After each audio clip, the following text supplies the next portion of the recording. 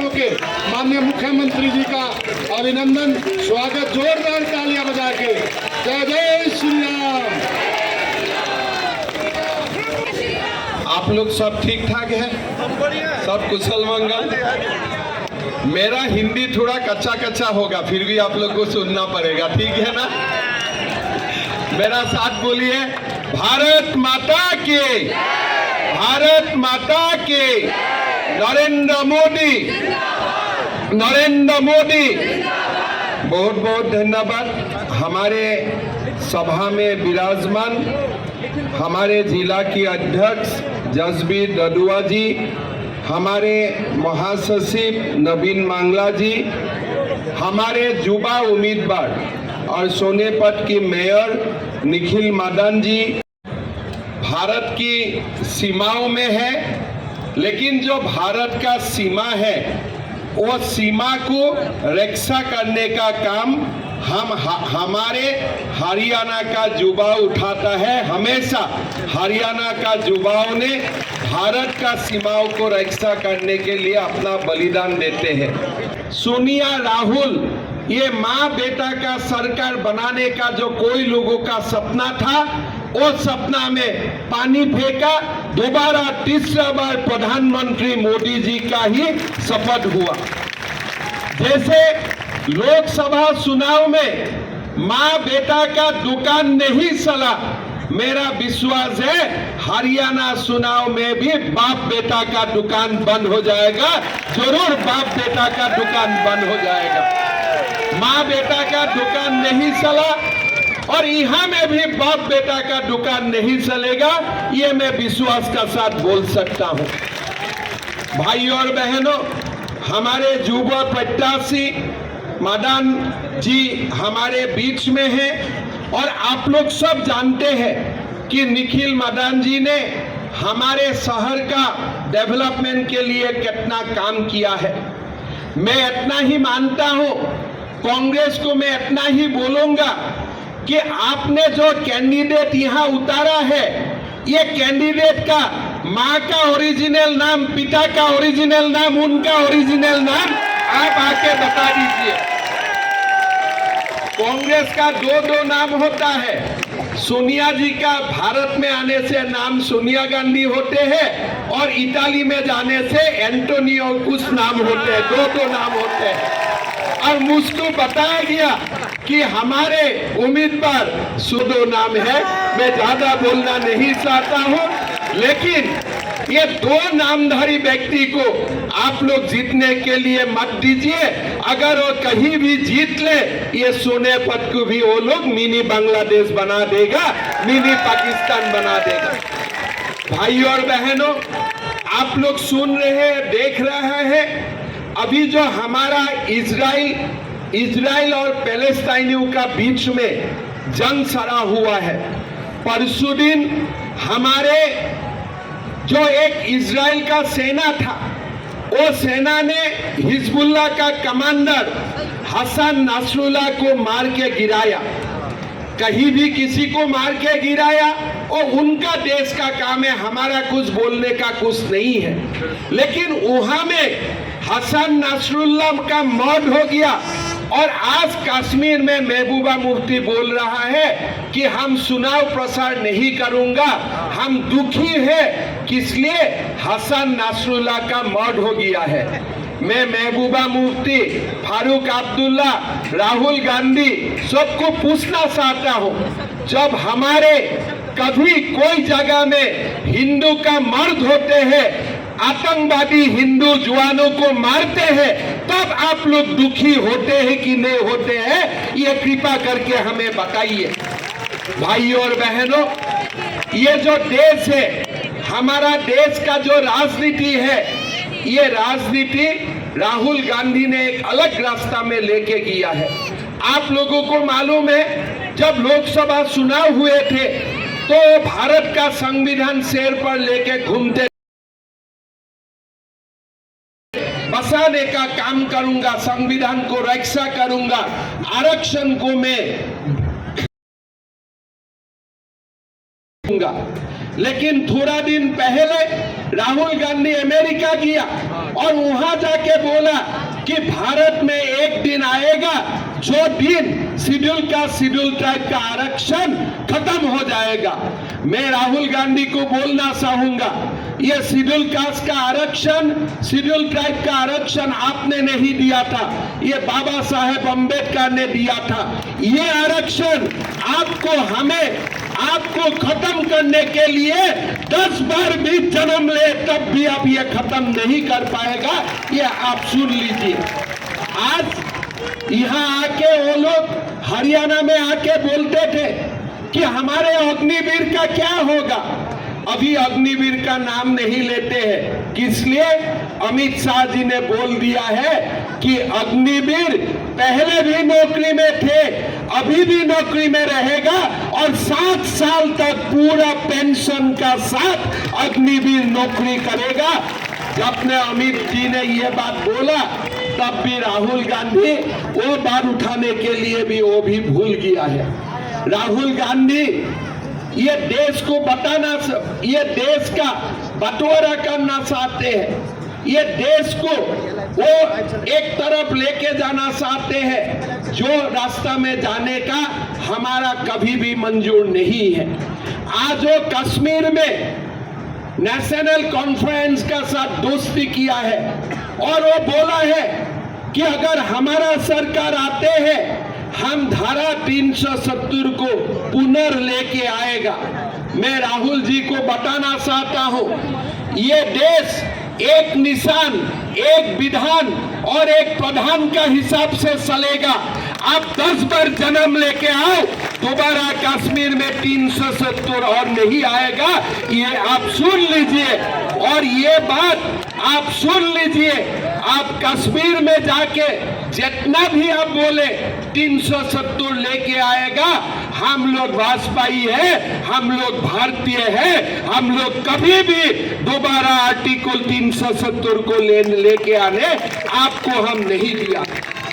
भाई और बहनों, हमारा देश को कांग्रेस ने शासन किया। अगर कांग्रेस नहीं होते थे ये बाबर साबर कब खत्म हो जाते थे, लेकिन ये कांग्रेस ने बाबर को पाल के रखा है। अयोध्या में भी वो बाबर को पाल के रखा है और देश का कोने कोने में भी वो ऐसा ही बाबर को पाल के रखा है। भाई और बहनों, हमें ऐसा ही करना है जैसे अयोध्या में बाबर राज का खत्म हुआ, भव्य राम मंदिर निर्माण हुआ। ये देश में भी जो छोटे मोटे अभी भी बाबर घूम रहा है, सबको धक्का दे दे के हमें ये देश से निकालना है। सबको धक्का दे दे के हमें ये देश से निकालना है। हमारे असम में आए थे, राहुल गांधी मुझको पूछते हैं कि आपने 700 मदरसा बंद कर दिया, आगे आपका क्या इरादा है? मैं राहुल गांधी को बोला कि अभी तो 600 बंद किया हूं, आगे जाके सबको बंद कर देने का इरादा है। यही हमारा इरादा है और कुछ इरादा नहीं है। हमें देश में मदरसा शिक्षा नहीं चाहिए। हमारा देश का जवान इंजीनियर बनना चाहिए, डॉक्टर बनना चाहिए, इंडस्ट्रियलिस्ट बनना चाहिए। हमारा देश को जवान कोई मुल्ला बनने के लिए जरूरत नहीं है। हमारा देश का जवान डॉक्टर बनेगा, इंजीनियर बनेगा।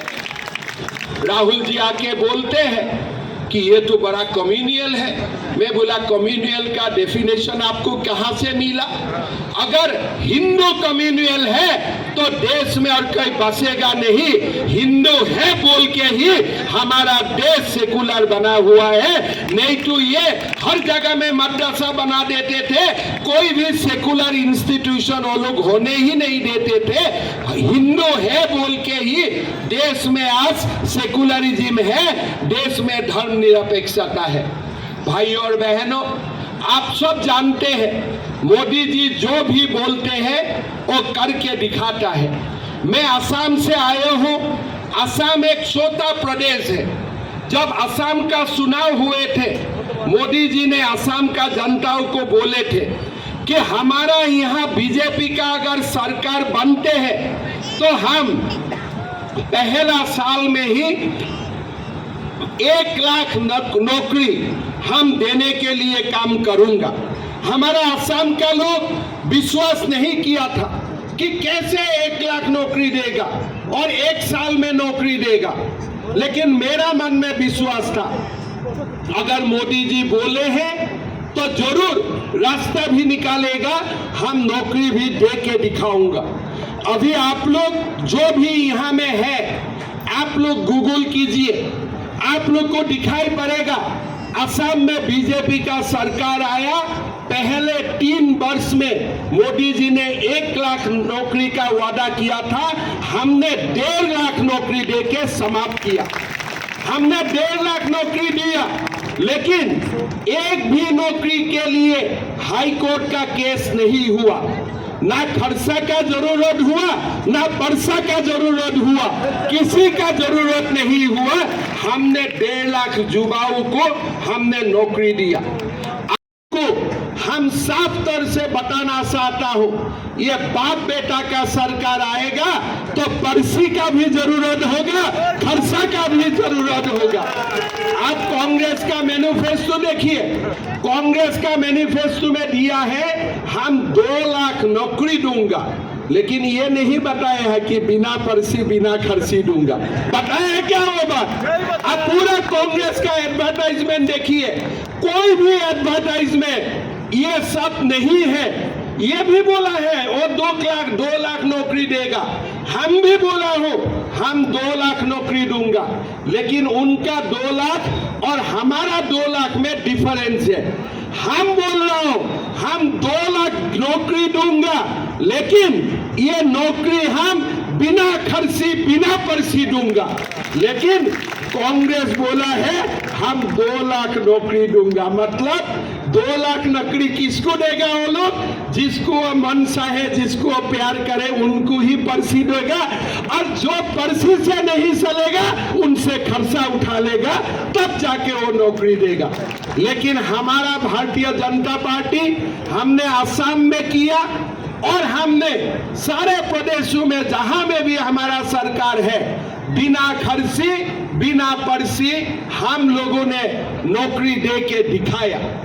आज हमारे हुडा जी आके बोला कि हम माताओं को 2000 रुपया देगा। अरे ठीक है भाई, आप देना चाहते हैं, आप एक बार हमें बोल के देखिए कि हिमाचल प्रदेश में आपने वादा किया था कि महीना हम माताओं को 1500 रुपया देगा, क्या आपने दिया है? वो ये आपका ही सरकार है, राहुल गांधी का ही सरकार है। हिमाचल प्रदेश हरियाणा से बहुत ज्यादा दूर नहीं है। आप लोग उनको पूछिए कि आपने हिमाचल में जो वादा किया था कि 2000 रुपया 1500 रुपया प्रति माह हमारे माताओं को देगा, क्या आपने दिया है? मैं आज आपको बताना चाहूंगा, 2021 में मोदी जी असम में गया और मोदी जी ने माताओं को बताया कि हर महीना हम 1250 रुपया दूंगा, और आज असम में मेरा सरकार 3 साल हो गया, मैं 50 लाख माताओं का अकाउंट में हर महीना का 10 तारीख 1250 रुपया भेजता हूं। छत्तीसगढ़ में हमारा सरकार बना, हमने वादा किया कि हर महीना माताओं का बैंक अकाउंट में 1000 रुपया भेजूंगा। आज छत्तीसगढ़ का हर माताओं का बैंक अकाउंट में 1000 रुपया जाते हैं। मध्य प्रदेश में मोदी जी ने बोला कि अगर मध्य प्रदेश में बीजेपी का सरकार आएगा, हम बैंक अकाउंट में 1250 रुपया भेजूंगा। आज मध्य प्रदेश का सारे माताओं का बैंक अकाउंट में 1250 रुपया जाते हैं, लेकिन राहुल गांधी कर्नाटक में जाके बताया कि हम माताओं का बैंक अकाउंट में 1500 रुपया भेजूंगा। आज तक उन्होंने 1 रुपया भी नहीं भेजा। वादा खिलाफी का अगर देश में कोई नंबर 1 एग्जाम्पल है और राहुल गांधी है, जो भी जनता को वादा किया है कुछ भी नहीं करते हैं। लोकसभा चुनाव का पहले क्या बोला था कि 8500 रुपया दूंगा, और कैसे दूंगा? खटाखट देगा। अरे भैया, अभी खटाखट क्या हो गया? अभी तो मैं आपको बोलता हूँ राहुल जी, अब जब भी आप चुनाव प्रसार में आएगा, लोग आपको खटाखट हरा देगा। आप चिंता मत कीजिए। 8,500 रुपया और आज बोल रहा है हम 2,000 रुपया देगा। लोकसभा चुनाव में बोला था 8,500, लोकसभा का चुनाव का बाद बोल रहा है 2,000 रुपया। भाइयों और बहनों, कांग्रेस को विश्वास मत कीजिए। मोदी जी ने आप लोगों का सामने आके बोला है कि जब हरियाणा में हमारा सरकार हो जाएगा, हम लाडो लक्ष्मी योजना का तुरंत शुरू करेगा और 2100 रुपया माताओं का खाता में जाएगा। घुसपैठियों का समस्या आप लोग देख सकता है, जो प्रदेश में पहले एक भी मुसलमान नहीं थे, आज वो सीट में 5,000 10,000 मुसलमान संख्या में रहे।